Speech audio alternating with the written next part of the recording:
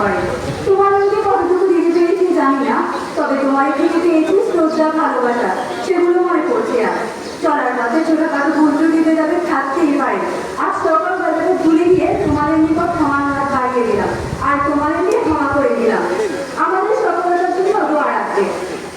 সম্মানিত সভাপতি, শিক্ষক শিক্ষিকাগণ, অভিভাবক, অনুষ্ঠানে উপস্থিত সকল শুভাকাঙ্ক্ষীদের কাছে আমার একান্তই চাওয়া, আপনারা আমাদের জন্য প্রাণ খুলে দোয়া করবেন, আমরা যেন পৃথিবীতে আলোকিত মানুষ হতে পারি।